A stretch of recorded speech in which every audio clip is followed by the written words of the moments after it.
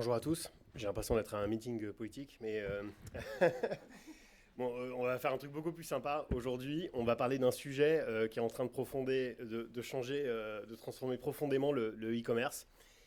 C'est comment les leaders du secteur de l'IA intègrent dans leur parcours justement l'IA.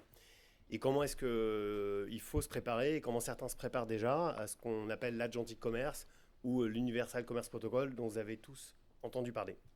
Donc, pendant les prochaines minutes, là, on va partager avec vous une grille de lecture simple pour comprendre justement ce changement. Et ensuite, on ouvrira la discussion avec Google, Tom Group et La Redoute lors d'une table ronde qui suivra juste après.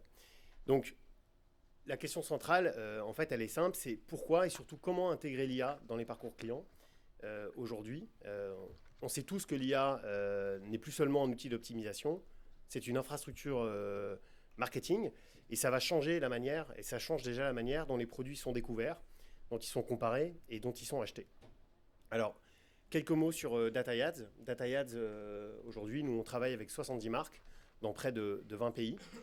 Et ce qu'on observe chez ces acteurs et les clients chez qui on travaille, c'est très clair, c'est que on commence à comprendre qu'il commence à y avoir un changement de logique et que le commerce est en train un peu de changer. Et pour répondre à cette problématique, nous, ce qu'on a construit chez DataYads, c'est une Product Activation Platform. Donc l'idée, elle est simple. On récupère les données produits de nos clients, que ça vienne du PIM, d'un flux produit. On va récupérer des signaux qui viennent de la publicité, sur Google Ads par exemple, des signaux de conversion qui viennent de l'analytics. Et nous, on va activer en fait ces flux produits à grande échelle en les connectant à des modèles d'IA pour produire plusieurs choses, pour produire du contenu, des créatives, des pages et des expériences. Et c'est ce qu'on va vous montrer. Alors pourquoi c'est important de faire ça? Et pourquoi c'est important justement d'avoir cette approche de travail de la base de données produits? C'est parce qu'on a tous le sentiment, on le partage tous dans la salle, si vous êtes présents ici, c'est que vous le partagez, qu'on est peut-être dans une ère où on va passer d'une ère où le commerce se passe sur le site, à une ère où potentiellement demain, le commerce se passera peut-être sur l'AI pour commencer. Aujourd'hui, il y a près d'un utilisateur sur deux qui utilise un outil conversationnel pour commencer une recherche sur Internet. On sait que l'IA aujourd'hui, c'est le premier filtre quand il y a une recherche e-commerce, puisque l'IA va commencer à sélectionner pour les visiteurs les options, réduire le choix des produits. Et c'est que le début. McKinsey annonce qu'en 2030, il y aura de près de 3 à 5 trillions de dollars de commerce qui seront initiés et pilotés par des agents IA. Donc le changement, il est structurel. C'est-à-dire qu'à la fois la découverte, la recommandation et peut-être demain l'achat lui-même se déplace progressivement en dehors du site. Et donc dans ce nouveau monde, l'avantage compétitif, c'est des données produits lisibles par les machines.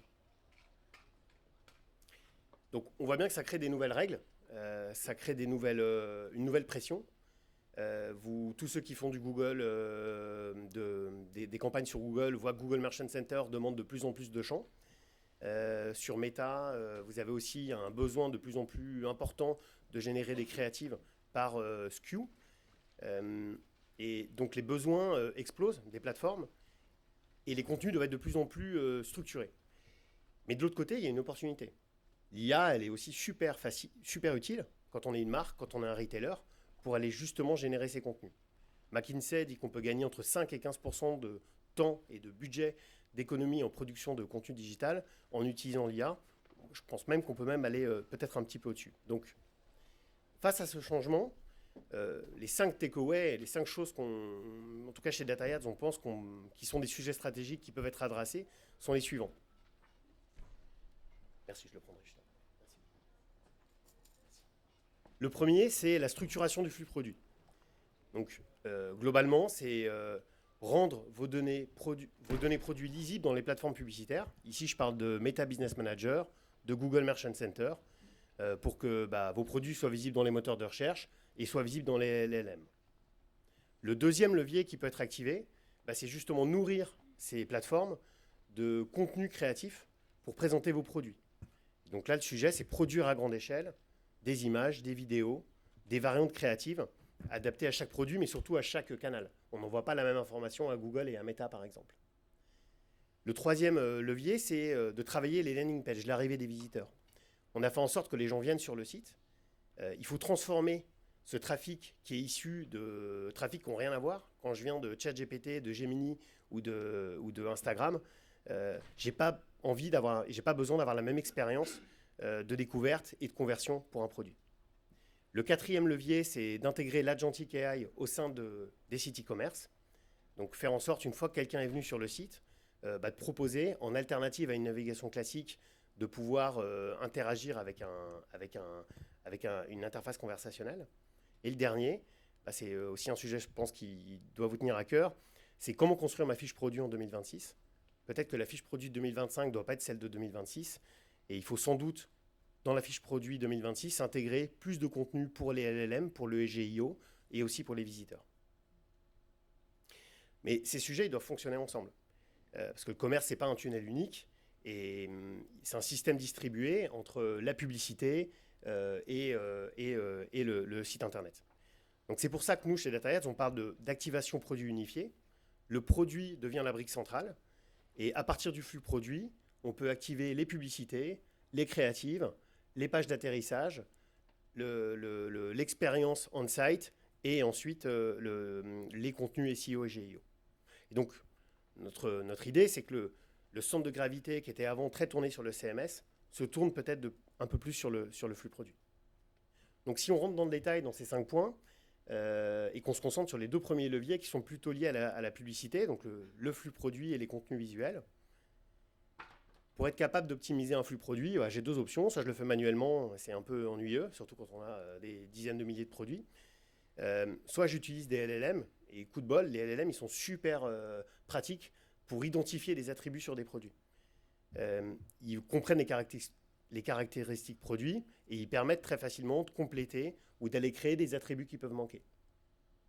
Il y a autre chose qui peut être utilisé, c'est ce qu'on appelle le model vision. Il n'y a pas que des outils comme ChatGPT ou Gemini, il y a aussi des outils qui sont capables d'analyser les images existantes de vos produits et d'identifier des attributs aujourd'hui que vous n'avez pas encore remplis textuellement et qui peuvent passer d'une image au texte grâce à du model vision. Ça peut aussi être utilisé pour créer des images additionnelles. Et ensemble, en fait, ils permettent d'enrichir, sans dénaturer, de manière automatique, un catalogue produit. Donc, en fait, avant, on passe d'un flux produit un peu partiel dans lequel y a des champs dont je n'ai pas besoin dans mon CMS qui ne sont pas remplis et qui sont aujourd'hui manquants, ou des titres et des descriptions qui sont très techniques, qui sont juste agglomérés, où je mets le titre, la marque, le prix, en fait une manière de présenter son flux produit qui va être envoyé à Google notamment, dans Google Merchant Center. Et il semble qu'aujourd'hui, c'est une des sources importantes, en tout cas, ça sera une source importante de données pour l'Universal Commerce Protocol, à une donnée beaucoup plus complète. Mais il ne faut pas le faire que sur le texte. Vous pouvez aussi le faire sur les images. Aujourd'hui, les plateformes, et notamment Google, demandent de plus en plus d'images par produit. Souvent, il y a des images qui sont faites pour le site internet, mais qui ne sont pas faites dans les formats attendus, par exemple, par Google Merchant Center. Et donc là, l'IA va être géniale pour justement aller changer les formats, faire du WebP, qui est un format que Google aime bien, aller augmenter la taille du produit dans l'image pour qu'elle ressorte bien quand on est sur Google Shopping, et pourquoi pas d'aller créer des visuels alternatifs, des visuels lifestyle avec de l'IA, tout ça à l'échelle sur l'intégralité du catalogue. Donc le type de héroïque qu'on peut avoir dans ce type d'approche, c'est ce qu'on fait chez Galeries Lafayette. En travaillant sur l'optimisation du flux dans Google Merchant Center, on arrive à atteindre un ROAS, donc un retour sur investissement publicitaire de plus de 7%. Ça, on le fait en faisant une campagne d'A/B testing où il y a une partie du catalogue qui est améliorée, une partie qui n'est pas améliorée. Sur la partie visuelle, l'idée, c'est aussi d'aller automatiser la génération des créatives et pas juste faire une créative dans laquelle on va uniquement mettre la photo de son produit. On peut faire des choses beaucoup plus sympas.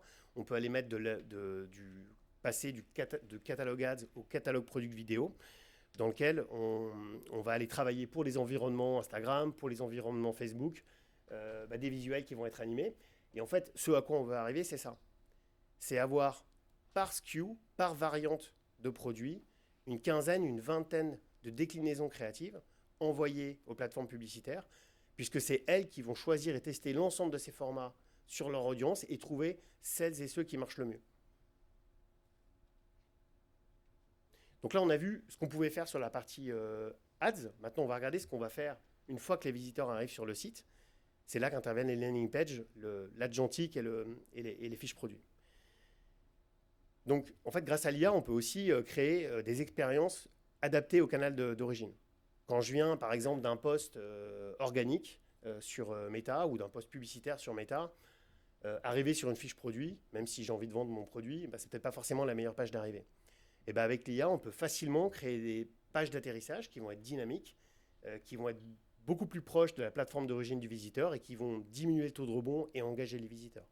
Je vous montre un exemple ici sur Instagram, mais ça peut être dupliqué sur l'intégralité des dispositifs qui sont activés. Donc on adopte le format, le storytelling et la navigation au contexte d'acquisition pour prolonger l'expérience qui a été initiée sur la plateforme. Ensuite, une fois qu'on est sur le site, voici un exemple de type de widgets qui peuvent être déployés. Vous connaissez tous Rufus de Amazon. En fait, ce n'est pas des projets si compliqués à faire. Une fois que vous avez un produit qui est propre, connecter un LLM sur les côtés et proposer une navigation hybride dans laquelle le visiteur peut naviguer sur la droite, sur le site, sur votre site e-commerce, et à gauche, une interface conversationnelle qui, quand je suis sur un produit, va me proposer des contenus complémentaires sur le produit que je suis en train de visiter. Et quand je suis dans l'interface conversationnelle, va me pusher des produits par rapport à ma discussion et me renvoyer vers des fiches produits sur lesquelles la transaction se fera évidemment sur le site e-commerce. On peut aussi travailler sur les visuels. Typiquement, aujourd'hui, sur cette paire de couteaux, la dimension du couteau principal, elle est quelque part dans les descriptions. Mais nous tous dans la salle, on devient tous de plus en plus habitués à avoir l'information la plus rapidement possible. C'est très facile d'utiliser l'IA pour aller intégrer dans l'intégralité de vos images produits les USP qui sont clés. Là, c'est les dimensions, mais ça peut être les spécificités techniques, par exemple, pour des produits plus techniques. Et enfin, vous pouvez aussi utiliser l'IA pour aller enrichir la fameuse fiche produit de 2026 dont on a parlé. Là, l'idée, c'est en fait à la fois de permettre au LLM d'aller trouver l'information qu'ils vont rechercher, c'est-à-dire hiérarchiser les bénéfices, proposer des FAQ, proposer des conseils d'entretien, ça au niveau du SKU pour l'intégralité du catalogue, proposer des visuels complémentaires, mais il n'y a pas que pour les LLM que pour qui ça va être bénéfique, ça va être aussi très bénéfique pour les visiteurs, avec justement sans doute une baisse du taux de retour et une augmentation du taux de conversion, puisqu'il y aura une information qui sera sans doute plus facile à accéder pour le visiteur. Donc en résumé, c'est bon pour l'UCP, c'est bon pour le GIO, mais c'est pas bon pour l'écran. Mais vous avez le... Voilà, alors, si j'y arrive pas, je vais laisser Voilà, donc bon, manifestement, il faut que je m'arrête là. Donc, vous avez compris, le commerce devient AI first, les données produits sont stratégiques. Et pour en parler concrètement, je vais laisser la parole à Raphaël pour ouvrir la table ronde. Qu'est-ce que tu en penses? Je m'occupe de ça. Merci Thibaut. Donc, pour passer de la théorie à la pratique, je vais appeler nos différents experts à la table. Donc Solène, voilà, merci. Exactement, si vous pouvez. Isabelle et François. Voilà, merci beaucoup. Merci à vous de nous rejoindre. Si vous pouvez peut-être rapidement vous présenter, je vais te passer le micro. Merci pour cette invitation. Donc, moi, je suis Solène, je suis responsable de clientèle chez Google pour les annonceurs retail. Oui, c'est bon. Isabelle Dargère, donc moi je suis directrice e-commerce au sein du groupe Tom pour les enseignes Histoire d'Or et Marc Orient. Et moi, François Armouzet, je suis directeur global marketing pour La Redoute. Voilà, merci de participer à cette table ronde. On va commencer peut-être avec le point de vue de Google. C'est vrai qu'on voit que du coup, le search évolue vers une expérience beaucoup plus conversationnelle. On voit qu'on passe d'un modèle finalement où on ne se contente plus d'afficher des liens, mais où il y a un véritable échange conversationnel. Quel est le point de vue de Google là-dessus? Je vais parler au nom de Google. Non, bien sûr, exactement. Je pense qu'on est en train d'opérer une transition fondamentale dans la manière dont on opère le e-commerce. Et comme tu le disais très bien, et comme tu le disais également pendant l'étude, on va plus seulement consulter des catalogues, mais on va vouloir vraiment aujourd'hui converser avec eux. À travers ces évolutions, l'IA va jouer évidemment un rôle de recommandation hyper personnalisé, et c'est là également qu'on va accompagner. Nous, on a partagé des nouveautés très fortes en début d'année, dont que vous avez mentionné, et donc en effet l'Universal Commerce Protocol, qui a été mentionné aussi dans d'autres conférences. Donc c'est un pilote pour l'instant aux États-Unis, mais c'est intéressant en effet de comprendre voilà, l'objectif et la manière dont ça va fonctionner. Donc vraiment, l'Universal Commerce Protocol, c'est un nouveau langage qu'on propose aujourd'hui pour permettre aux agents de communiquer directement avec les sites des retailers. Et en quoi c'est nouveau, c'est que déjà, ça a été construit avec tout l'écosystème, ça a été construit avec des partenaires, avec Walmart, avec Etsy, avec Shopify. Donc c'est vraiment un modèle ouvert qu'on a construit. C'est open source. Vous pouvez déjà consulter en ligne les codes, etc., sur la manière de le construire. Et évidemment, ce sera adopté dans nos modèles, dans Gemini, dans AI Mode, mais potentiellement, ça peut être adopté aussi par d'autres modèles. Donc vraiment, c'est ça qui est aussi très innovant dans ce nouveau langage. Et c'est la manière dont on va essayer de construire l'agenting commerce. Mais il y a aussi d'autres nouveautés qu'on a annoncées en janvier. Et ce qui est vraiment hyper stratégique, et on nous pose souvent la question de qu'est-ce que je peux faire aujourd'hui, puisque là, on parle d'un pilote aux US qui n'est pas encore disponible pour tout le monde. Qu'est-ce qu'on peut faire aujourd'hui? C'est le flux. Vous en avez parlé, c'est la pierre angulaire de tout ce que vous allez pouvoir mettre en place. C'est la manière dont vous enrichissez aujourd'hui votre flux, comment vous structurez votre data, comment vous êtes capable déjà, à travers les informations que vous avez dans votre Merchant Center, de répondre aux questions que se posent l'ensemble des utilisateurs qui posent des questions très complexes auprès des LLM. En gros, il faudrait que les informations qui sont dans votre flux soient capables de répondre à toutes les questions qu'elle pourrait poser à un vendeur en magasin. Donc ça veut dire potentiellement, pour de la mode, vraiment des détails très précis sur la matière dont elle va pouvoir, la composition bien sûr, la manière dont on va pouvoir associer les éléments entre eux, les taux de retour, etc., le goût des choses, etc. Donc beaucoup d'éléments, tout ce qu'il y aurait dans votre FAQ, essayez de l'intégrer. Donc là, on est complètement aligné avec ce que vous avez dit. Vraiment, le Merchant Center, c'est la pierre angulaire de la stratégie pour être présent dans tout ce qui est agenting commerce et pertinent dans les LLM demain. Très bien. On voyait aussi dans les constats que faisait Thibaut qu'il y avait un gros défi sur la partie créativité et content, avec à la fois un défi sur la variété et puis le volume. Je me permets de partager une de vos slides, si la petite truc veut bien marcher. Hop, non, on va le faire à la main, c'est pas grave. Voilà, on peut la décrire. Mais effectivement, voilà, on voit ce chiffre quand même assez hallucinant. Hein, c'est vos slides, hein, pour le coup, de 17 vidéos, 23 images, par exemple, pour performer sur un produit. Donc voilà, est-ce que tu peux nous en dire un peu plus là-dessus et comment tu vois les choses d'un point de vue des marques qui ont des capacités aussi de production limitées et des budgets limités? Bien sûr. Alors, la créa, on l'a toujours mis en avant depuis toujours comme un élément fondamental du succès des campagnes médias. Et on voit que année après année, le taux il reste à peu près le même. C'est les partenaires qui font ces études-là. C'est à peu près 40% de l'efficacité des campagnes médias qui est due à la créa. Une fois qu'on a dit ça, on va se parler de deux choses. On va se parler de qualité et de quantité. Sur la qualité, déjà, la GenAI peut évidemment apporter des solutions pour ajouter des zoom-in, des call to action, des éléments de prix, etc., qui va pouvoir augmenter, in fine, déjà le ROI d'un point de vue qualitatif.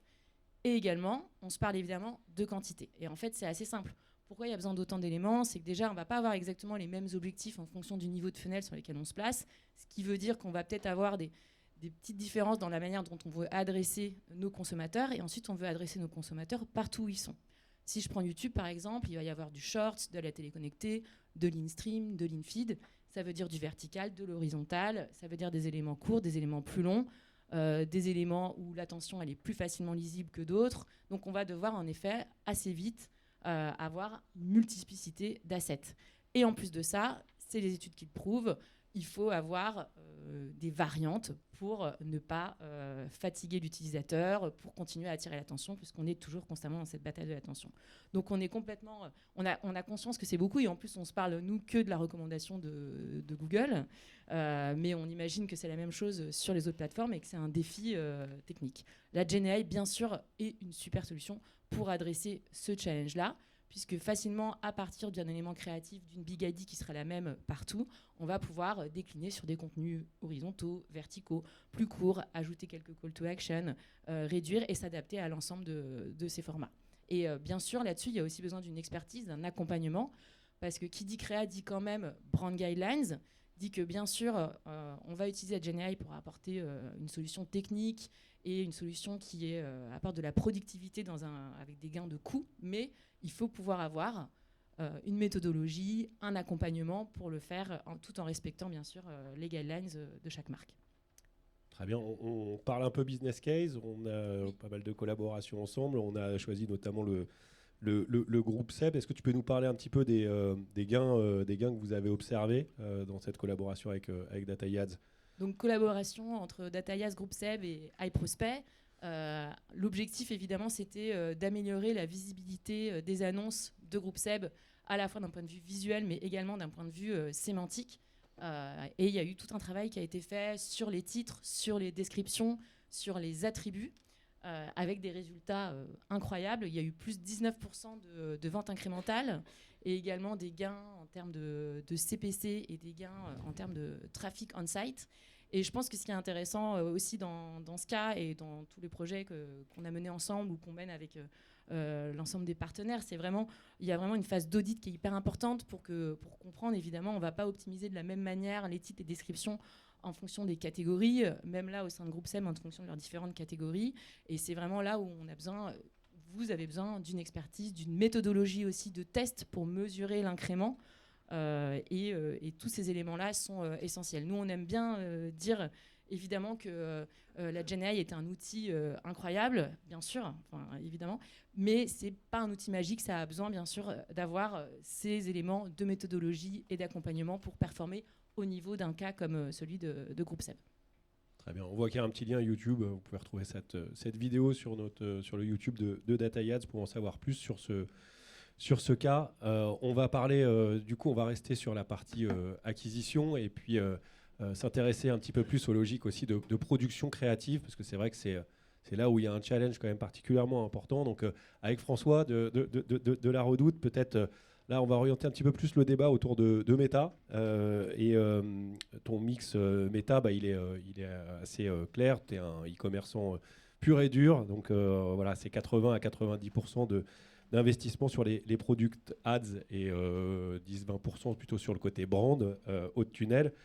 Et avec donc l'arrivée d'un Andromeda qui est donc l'algo de Meta, comment est-ce qui fonctionne un petit peu de la même manière finalement que ce qu'on voit sur Google en termes de besoin de contenu? Comment est-ce que tu as pu maintenir à la fois une cohérence de marque et produire autant de variétés et de volumes de produits et d'assets? Donc, oui, pour être précis sur notre répartition entre les différents objectifs sur la plateforme Meta, on a à peu près 75% en performance, 20% en considération et à peu près 5% en branding. Mais dans l'activation, ce que dit Raphaël, c'est qu'en fait, on a 80 à 90% de notre activation qui est juste basée sur le flux produit. La complexité pour la Redoute, c'est le nombre de produits qu'on a. On a plusieurs millions de produits en base, des produits internes, des produits de marque externe, des produits marketplace. Donc là, on fait face à un vrai souci de contenu pour servir les algorithmes de Meta. Donc ce qu'on a fait avec DataYads, c'est qu'on a branché notre flux produit sur DataYads pour créer une diversité d'assets à partir de l'image statique du flux produit. Et ça nous a permis de créer des images lifestyle, ça nous a permis de créer des short vidéos, ça nous a permis de créer des pack shots enrichis, juste à partir de l'image du flux produit. Et ça, c'est très important pour nous parce qu'on faisait face en fait, à une augmentation de budget importante de notre côté sur Meta, mais on n'arrivait pas à suivre la vélocité, on n'avait pas la vélocité nécessaire ou suffisante plutôt du point de vue avec le studio pour pouvoir servir tout ce besoin de contenu. D'accord. Et sur la partie vidéo, on voit que c'est un format aussi qui est très plébiscité par les audiences, qui permet aussi d'augmenter la conversion. Thibaut mentionnait cette partie donc CPV, catalogue product vidéo. Aujourd'hui, on sait que c'est un format qui est compliqué à produire. Comment cette industrialisation elle impacte vos performances? Aujourd'hui, ce qu'on voit, c'est que grâce en fait, aux tests qu'on a fait avec DataIads, aujourd'hui on est encore dans une phase d'apprentissage, hein, ça reste assez nouveau pour la Redoute. En fait, en créant une vingtaine de formats différents pour chaque image qu'on a dans le flux produit, on a réussi à baisser fortement nos coûts sur Meta. Si on prend l'exemple de la vidéo, par exemple, en fait, en créant des vidéos qui sont directement natives pour le mobile, on a baissé fortement notre coût par vue et on a augmenté la complétion donc des vidéos vues sur Meta. Ce qui est important, c'est qu'on avait lancé ce projet avec DataIads vraiment sur la partie conversion, donc sur la partie bas de funnel. Et en fait, ce qu'on voit, c'est que comme on a une complétion plus importante des vidéos qui sont vues grâce à cette animation du flux produit, on a aussi une mémorisation qui est meilleure de la Redoute sur Instagram. Donc en fait, ça travaille à la fois la conversion, mais aussi en parallèle, ça travaille la considération qui est un vrai sujet pour nous. La Redoute a disparu des radars de beaucoup de personnes, donc on a un vrai sujet de comment on remonte dans le funnel pour travailler à la fois la considération et le branding. D'accord. Alors les bénéfices sont sur la performance, mais aussi donc sur la partie effectivement production. Quel a été l'impact d'un outil comme Smart Creative sur la productivité interne et puis voilà, la réduction aussi du temps de mise sur le marché, parce que c'est vrai que c'est souvent aussi un problème, des collections qui changent beaucoup, des créas qui arrivent en retard par rapport aussi à des dates de campagne. En fait, le partenariat là, qu'on a ensemble en fait, nous permet de donner un peu plus de liberté aux équipes médias directement. On avait une organisation assez classique avec un studio créatif qui sert et qui produit tous les assets. Donc nous, on fait tout en interne au sein de la Redoute, à la fois les vidéos et les shootings produits. En fait, ce que ça a permis de faire, c'est que les équipes médias maintenant sont très autonomes. Quand on doit activer sur du flux produit, c'est les équipes médias directement qui créent ces contenus. Donc en fait, les équipes médias deviennent des équipes créa grâce à la solution. Ça nous a permis de réduire drastiquement le temps d'activation aussi. Donc c'est quelque chose qui était un peu frustrant pour les équipes de ne pas avoir le contenu pour pouvoir activer toutes les campagnes souhaitées. Donc c'est quelque chose qui nous importait aussi.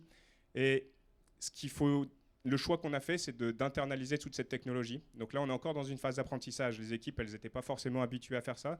Donc on est accompagné avec DataIads justement pour donner toutes les capacités aux équipes médias directement pour pouvoir faire cette création de produits. Ouais, effectivement, avec des formations qui sont en présentiel, en distanciel, voilà, pour apprendre à se former à l'outil et puis effectivement acquérir quelques techniques créatives, mais c'est vrai qu'elles c'est pas des designers à la base, hein, et donc c'est ça aussi que permet l'IA, c'est de créer vraiment voilà, des formats hyper simplement. Je pense que quelque chose qui est important, c'est que pour aussi embarquer l'équipe de la brand, en fait, on a intégré toutes les guidelines de la brand dans les templates qu'on crée automatiquement avec DataIads.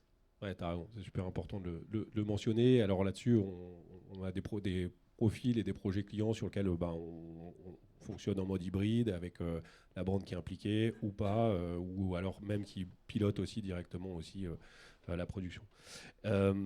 Sur la mesure, alors c'est encore un peu prospectif, hein, mais effectivement sur la mesure de ce type de dispositif de créa enrichi pour Meta, vous avez mené notamment avec Meta une étude assez structurante sur l'Espagne. Est-ce que tu peux nous donner quelques outputs en gardant toute la confidentialité. Ouais, l'Espagne, c'était le pays pilote en fait, sur ce dispositif. Maintenant, c'est en France aussi que c'est lancé. En Espagne, quand on a lancé l'activation ou la création de contenu à partir des images du flux produit, on a eu une augmentation de la conversion de 14% et une augmentation du ROAS de 14% aussi. Donc, ce qui est sûr, c'est qu'aujourd'hui, ça a un coût quand même, ces solutions. Donc, en fait, il faut que cet incrément vienne combler le coût de la création. Donc, c'est pour ça qu'on discute pour voir comment on fait un contrat global. Mais ce qui est sûr, c'est que tous les premiers signes et tous les premiers chiffres sur cette activation de flux produits sont vraiment porteurs pour la Redoute. Bon, ben, merci François. On va passer sur le sujet de la conversion là, cette fois-ci, pour voir du coup l'ère de l'Agentic, quels sont les impacts avec Isabelle de Tom Group. Pour un groupe comme Tom Group, déployer de nouvelles techno, ça peut paraître complexe. Quelle a été la réalité déjà de mise en œuvre de la solution de landing page de DataYads? Alors, avant peut-être de parler de l'implémentation, déjà notre premier objectif quand on s'est rencontrés, c'était d'optimiser en fait la rentabilité de nos investissements médias sur Google. Puisque depuis 2 ans, on fait face à une belle augmentation de nos CPC, qui est clairement liée en fait, au surinvestissement des plateformes chinoises sur notre verticale. Donc ça, c'était un phénomène qui était vraiment nouveau. Je crois que tu n'es pas la seule à la vivre, effectivement. Je crois que tu n'es pas la seule à la vivre, cette petite inflation. Donc voilà, ça nous a fortement impacté. Et donc, il fallait qu'on trouve un moyen en fait, d'optimiser ces investissements. Et donc, un des moyens, c'était d'améliorer notre taux de conversion sur nos PDP et donc vous nous avez proposé donc la solution de création de landing page dédiée à Google Shopping qui représente 30% de nos trafics, donc c'est vraiment très stratégique pour nous. Et donc je dois dire que l'implémentation a été vraiment mais hyper simple. C'est-à-dire qu'on a eu juste à vous transmettre un flux produit et ensuite ce sont les équipes DataYads qui se sont occupées de toute la création de l'UX, de l'UI, des landing pages. Donc vraiment très peu d'efforts de notre côté, aucune sollicitation de nos Digital Factory. Donc ça nous a permis de mettre en place cette solution rapidement et d'en tirer les bénéfices rapidement aussi. Ça marche. Côté résultat, du coup, effectivement, qu'est-ce que ça a pu donner et surtout peut-être au préalable, quelles sont les évolutions UX que vous avez pu noter. Alors, on va afficher les pages pour que ça soit encore plus parlant, mais effectivement, est-ce que tu peux nous décrire un petit peu par rapport à la page originale qu'on voit sur la gauche, quelles sont un peu ces évolutions? Donc là, effectivement, à gauche, c'était notre PDP, c'est la PDP classique que vous retrouvez sur le site.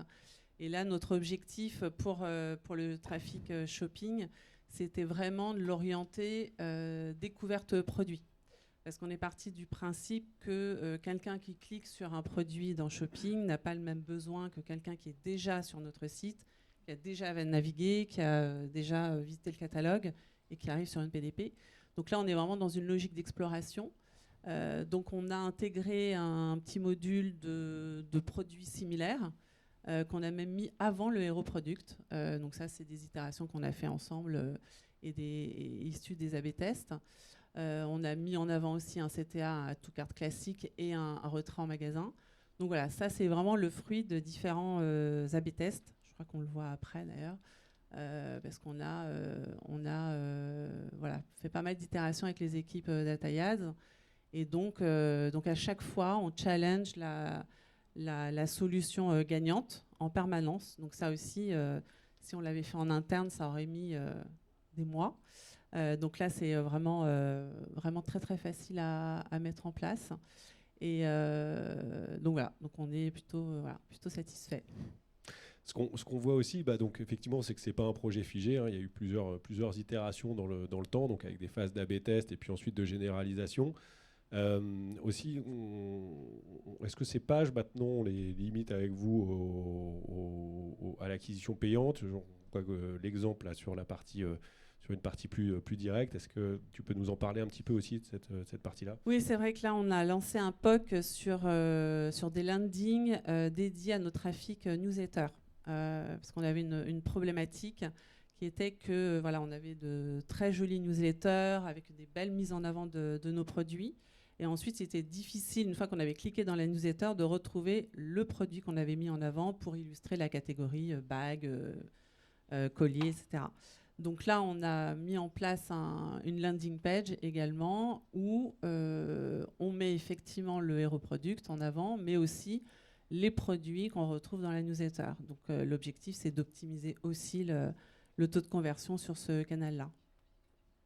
Si on parle un peu du futur, du coup, c'est quoi les prochaines évolutions, Isabelle? Alors bon, on a Meta aussi, hein, pour lequel on va mettre en place des landing pages. Et ensuite, la prochaine étape, c'est quand on a commencé à travailler ensemble, voilà, il y avait les landing pages et puis la solution Dataïs a pas mal évolué. Donc il y a pas mal de nouvelles fonctionnalités qui nous donnent très envie. Et notamment la génération de visuels animés issus de visuels fixes. Donc là, à gauche, c'est le visuel qu'on a shooté dans notre studio. Et ça, c'est l'animation qui a été générée par Dataïs.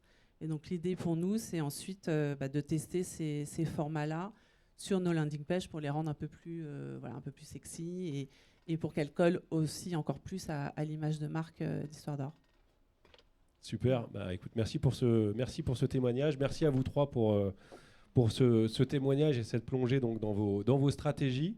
Message est clair, hein, que ce soit du coup sur Google, Meta ou sur vos parcours CRM, c'est que la bataille de l'attention, elle va se gagner plus non pas à la main, mais vraiment avec une mise à l'échelle. On va du coup profiter des quelques minutes qui nous restent pour prendre des questions dans la salle, si vous en avez pour les invités.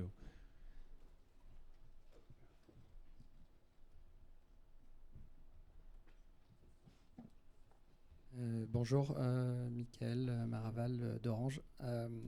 Notamment sur le dernier exemple, parce que tu as parlé des coûts de la solution, je ne sais pas quel type de modèle vous utilisez derrière, si c'est du Sora ou autre, et en fait, justement, comment ça se passe, admettons qu'on soit intéressé par la solution, qui a plein d'intérêts aussi pour nous.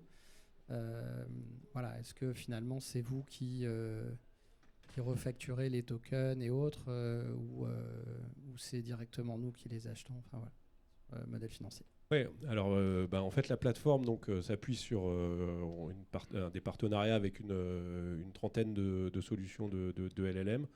Donc on intègre vraiment à chaque fois toutes les différentes innovations, que ce soit chez Gemini, chez Kling, chez OpenAI. On va vraiment vous profiter en ayant accès à la plateforme de l'ensemble des innos sur ces LLM. Ensuite, sur la partie facturation, il y a différents modèles. On peut notamment intégrer des contrats groupes. Dans le cadre d'Orange, j'imagine que vous avez des contrats groupes cloud, par exemple, avec un certain nombre d'acteurs. On peut tout à fait intégrer votre contrat groupe et que ça vienne débiter en fait directement, donc avec du coup pas de surfacturation quoi qu'il arrive, quel que soit le modèle côté Dataïas.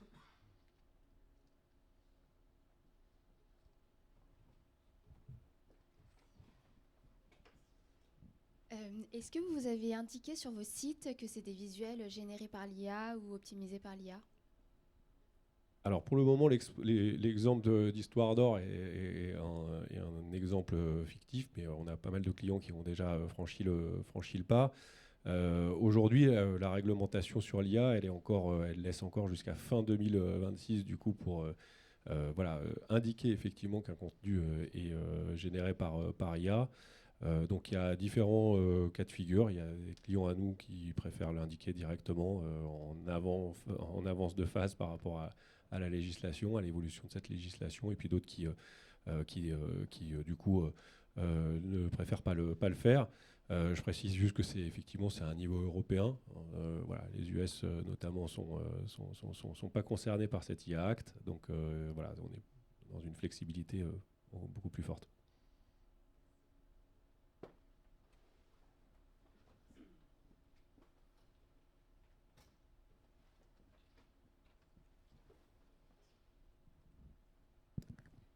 Comment se passe exactement la création du contenu là ? Le Fairview, c'est un outil que vous mettez à disposition ? Sur combien de photos c'est généré ? Comment est-ce que ça marche exactement ? Oui, alors en fait, il y a deux modèles de gestion. Un modèle self-service ou un modèle managed service. Donc, dans le self-service, c'est le cas qu'on a avec La Redoute, par exemple. On va laisser l'accès à la plateforme. Et ce sont les équipes du coup de La Redoute qui sont formées et ensuite qui créent les contenus.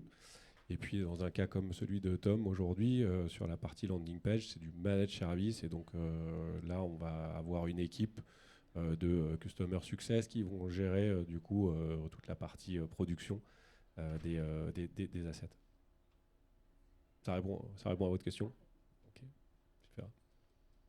On va peut-être prendre une dernière question, s'il y en a une. On est bon ? Bon. Super, vous avez normalement presque tous eu l'étude qu'on a réalisée sur l'IA auprès de 200 décideurs en France, à la fois un mix d'annonceurs et d'agences, qui vous donne un peu un état de l'art sur la génération de contenu par IA et quelles sont encore les limites par niveau de contenu. Eh bien, merci à tous, merci aux précieux intervenants et puis merci à vous d'être présents.